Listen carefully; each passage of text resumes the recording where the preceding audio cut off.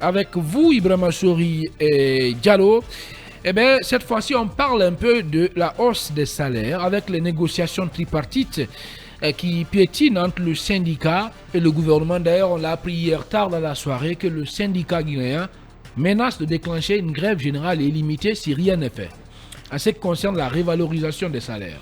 Oui, mon cher Omo Ibrahima Khalil, il faut quand même comprendre ces fonctionnaires parce qu'on le disait tout à l'heure avec la cherté de la vie, notamment l'augmentation, la hausse donc des frais de scolarité et autres. Moi, quelqu'un m'a dit que c'est le mois d'octobre, c'est le moment où tu vois des parents d'élèves marcher seuls dans la rue et en se parlant eux-mêmes en fait, seuls, parce qu'il y a le stress, l'inquiétude à gérer justement les frais de scolarité et d'autres dépenses qui les concernent eux-mêmes. Donc il faut vraiment, c'est le moment d'exhorter le gouvernement guinéen à revoir cette situation. Le fonctionnaire guinéen est très mal payé, contrairement par rapport à leurs collègues justement des autres pays de la sous-région. On voit quand même que des chantiers ont été ouverts par le CNRD. Ça prouve qu'aujourd'hui, ce n'est pas de l'argent qui manque. Donc, il faut accélérer les travaux afin de pouvoir améliorer donc les salaires des fonctionnaires. Je voudrais quand même, avant de continuer sur ce sujet revenir sur le problème lié donc aux infrastructures scolaires et tout ce qui suit par rapport notamment aux frais de scolarité comme évoqué tout à l'heure par mon homo. Il faut dire aujourd'hui que le gouvernement, le ministre de l'Éducation nationale et de l'alphabétisation a échoué parce que des écoles privées poussent aujourd'hui un peu partout dans la capitale. Il y a un désordre qui ne dit pas son nom. Et tu vois souvent, tu peux voir une école privée où les 6 classes, par exemple, le cursus au niveau du primaire n'est pas respecté. Tu vois, le fondateur a pris 3 bâtiments dans un endroit pour la première année en 3e année et la 4e année à 6e année, tu verras que c'est dans un autre bâtiment à 100 mètres ou 200 mètres des autres bâtiments. Ce n'est pas normal. Aujourd'hui, il faut réglementer ce secteur. Mais on a tendance à croire que les gens viennent juste pour se faire de l'argent puisque c'est une entreprise aussi. Ce n'est pas normal. Il faut vraiment réglementer le secteur. Aujourd'hui, avec le taux d'échec au niveau des classes d'examen, ça en dit long. Ça prouve qu'au niveau du primaire, le bas blesse de bas commence à blesser donc au niveau du primaire. Il y a un manque de réglementation aujourd'hui dans ce secteur. C'est comme aujourd'hui les ministres qui vont à l'intérieur du pays, comme évoqué aussi par Khalil tout à l'heure. Il y a des missions d'inspection qui viennent dans des écoles privées, mais très malheureusement, avant que ces missions d'inspection ne viennent, tu vois que le fondateur essaie de mobiliser des fonds, d'abord pour l'accueillir avec une enveloppe, c'est-à-dire qu'il ne fait pas comme son travail comme il se doit. Et c'est comme aussi les ministres qui vont souvent à l'intérieur du pays, en y allant, il y a des frais de mission qui sont déboursés, mais arrivés sur place, ils mettent toutes leurs charges au niveau des préfets qui sont ou les gouverneurs.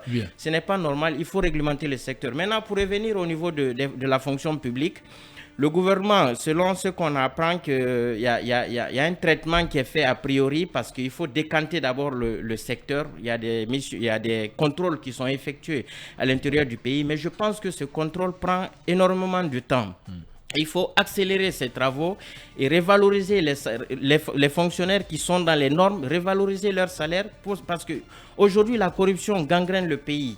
C'est parce que les fonctionnaires sont très mal payés. Lorsqu'un fonctionnaire n'est pas bien payé, il va dire qu'il va procéder à la corruption, il va abandonner son travail et il va mal faire son travail et ce n'est pas à l'avantage donc de l'État guinéen, ce n'est pas à l'avantage des citoyens. Merci. Justement, le gouvernement donc et le mouvement syndical guinéen Ibrahima Souri Consuma peine, comme on l'a constaté en tout cas, à trouver un terrain d'entente autour de cette révalorisation un peu de la valeur monétaire du point d'indice. C'est important de le mentionner, mais sauf que les autorités récemment quand même avaient lâché du lest un peu de manière substantielle en accordant au moins 20%, mais le syndicat juge ce pourcentage insignifiant. Est-ce qu'il ne devait pas comprendre cela?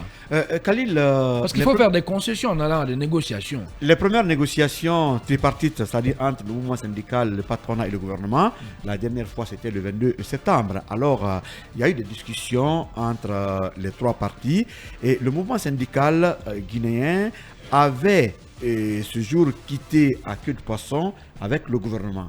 Pour des raisons très simples. Le mouvement syndical avait proposé une augmentation salariale de 100%. Conformément à la norme CEDEAO, parce que la norme CEDEAO voudrait que les 35% du budget soient consacrés au salaire. Et en Guinée, cette norme n'est pas du tout respectée. Alors le mouvement syndical a demandé une augmentation de 100%. Et le gouvernement, à l'époque, le 22, avait juste proposé 12% en lieu et place des 100% proposés par le syndicat. Alors, le vendredi, c'était hier, je crois, il y a eu une autre rencontre le vendredi dernier. Et cette fois-ci, le gouvernement a essayé de revoir un peu à la hausse sa proposition. De 12%, le gouvernement est venu cette fois-ci à une proposition de 15%. Oui. Les syndicats aussi avaient lâché du lest en proposant de 100 cette fois-ci à 92%. Donc, les syndicats ont toujours insisté sur la norme CEDEAO qui est loin d'être respectée en Guinée, les 35%. Et mais quand même, on ne peut pas dire que le gouvernement n'a pas fait d'efforts, n'a pas fait preuve de bonne foi. Le syndicat aussi a fait justement, preuve de bonne foi, bien entendu. pas que le gouvernement. Donc de part et d'autre, il y a eu des efforts quand même qui ont été consentis, Lincoln. Oui. Ça, ce n'est pas rien et qu'il va falloir capitaliser et pour, voilà, non, pour le bien, pour le bien des travailleurs. Il y a eu des efforts de part et d'autre. Oui. Mais dans un pays où des ministres nous ont fait comprendre que la Banque centrale refoule de l'argent, mais c'est le droit pour les travailleurs de demander de l'argent. Khalil, nous sommes l'un des rares pays où il n'y a même pas de transport en commun. Il n'y a pas de bus. Allez à Abidjan, allez à Dakar. C'est des capitales où vous pouvez trouver 1000 bus, 2000 bus. Aujourd'hui, les travailleurs pour se déplacer, mais vous savez que c'est la croix et la bannière. Mais le fonctionnaire guinéen est payé à combien? On a nos amis du public parmi nous, de l'administration publique. C'est 1,5 million. Le plus payé a peut-être 3 millions. Oui. Dans un pays où le sac de riz coûte 300 000 et quelques. Bien. Dans un pays où le loyer commence à partir d'1 million. Dans un pays où il faut payer beaucoup d'argent pour allier et la ville, quitter Koya, rallier la ville, constitue un problème. Khalil, comprenez le fonctionnaire guinéen. Dans un pays où il n'y a pas 200 000 fonctionnaires, Khalil, on n'a pas 200 000 fonctionnaires en Guinée.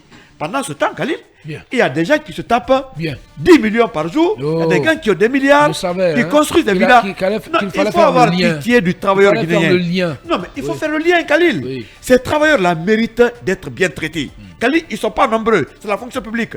Ce pays est très riche. Si nos richesses étaient bien, quand même, gérées, chaque travailleur guinéen pouvait avoir 5 à 8 millions comme le revendiquait à l'époque Abakar Souma.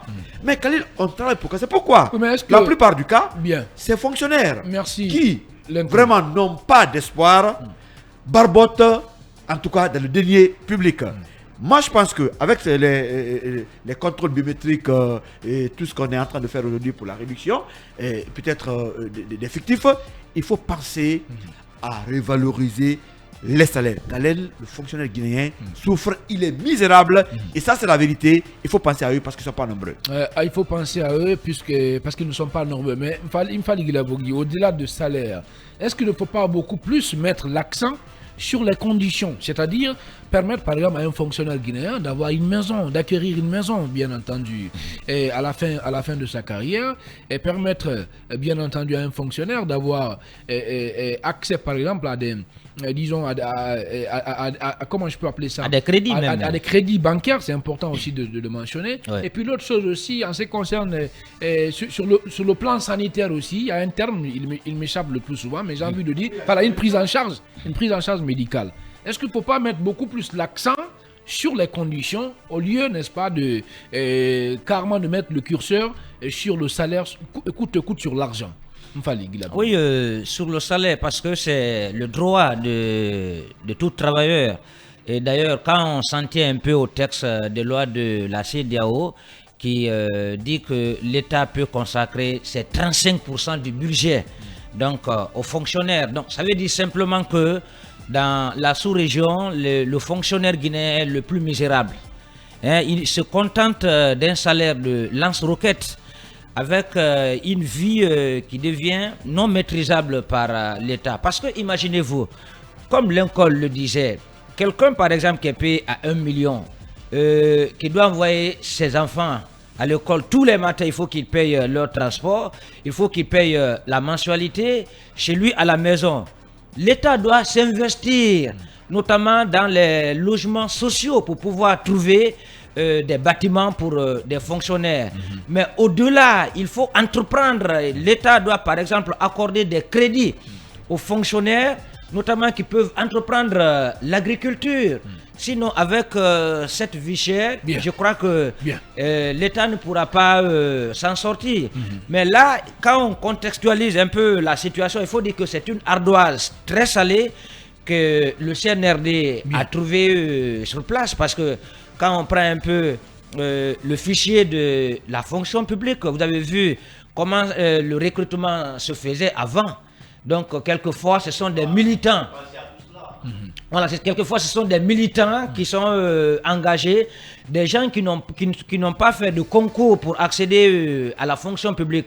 Donc, notre fichier, il faut dire que est très corrompu, voire même une pourriture. Eu égard des réformes qui sont enclenchées par le ministère aujourd'hui qui est en train d'extirper, je crois que c'est quand même c'est un travail de long en laine. Il est de la responsabilité du syndicat de demander que les travailleurs soient bien traités, mais du côté de l'État aussi, il est de sa responsabilité d'éviter que la classe ouvrière aille en grève. Les lignes bougent, mais difficilement, parce que de 15 à 20%. Mais ce qu'on peut demander à l'État, c'est quand même de revoir encore à la hausse cette augmentation et aux syndicalistes aussi. En tout cas, de part et d'autre, d'accepter des concessions. Merci beaucoup. Oui, Abouakar Junior Camara. Oui, on est tous conscients de la perversité de certains de nos responsables. C'est vrai, on peut faire mieux. Moi, je crois que les problèmes sont connus. Proposons des solutions idoines pour la sortie de crise à tous les niveaux, parce que de toute façon, nous sommes tous dans cette société guinéenne. Et moi, je pense qu'à ce niveau, comme l'a dit Mfali, l'assainissement des fichiers de la fonction publique est un projet du gouvernement guinéen. Et on a vu, 3 mois, 4 mois après le lancement, près de 30 à 40 milliards de francs guinéens qui sortaient illégalement dans les caisses de l'État ont été récupérés. Ça, c'est fruit de la refondation. Et on a beaucoup d'autres astuces.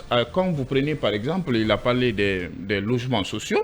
Aujourd'hui, vous n'êtes pas sans savoir, vers Kétaya, il y a 10 000 logements qui sont en train d'être réalisés de ce côté. Mais bien sûr, les logements sociaux de Kétaya, si vous voulez aller voir. Alors, il y a d'autres sites qui sont identifiés pour permettre aux Guinéens d'avoir... Depuis autant d'Alpha Condé, on a commencé à parler des logements sociaux. Alpha Condé disait même un fonctionnaire, chaque fonctionnaire aura sa maison, on disait une maison, un fonctionnaire. Je crois qu'il faut quand même être concret. Moi, je pense que si la volonté politique est là, la Guinée, peut-être que nous sommes à 14 millions d'habitants, il n'y a pas 1 million de fonctionnaires. Mais le gouvernement guinéen n'est pas incapable de réaliser un toit pour chaque fonctionnaire quand même.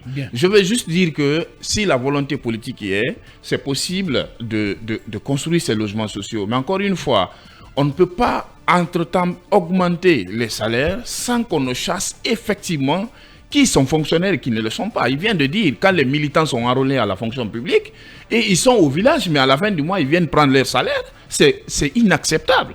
Donc il faut d'abord accepter d'assainir le fichier de la fonction publique, éventuellement parler de l'augmentation. Aujourd'hui, nous avons combien de jeunes, des jeunes qui sont des stagiaires, qui sont dans les départements ministériels, depuis 10 ans, 15 ans, ils ne sont pas enrôlés à la fonction publique, justement parce que ceux qui ne font rien pour l'État, qui ne travaillent pas, existent sur la fiche de la fonction publique, et cela impacte et empêche le recrutement des nouveaux fonctionnaires. Je crois que c'est un processus qu'il faut suivre. Merci beaucoup. Khalil Camara, pour clore, est-ce que vous pensez que finalement, syndicats et gouvernement, les protagonistes dans, je ne dirais pas dans cette crise, mais quand même dans cette situation, vont finir par s'entendre?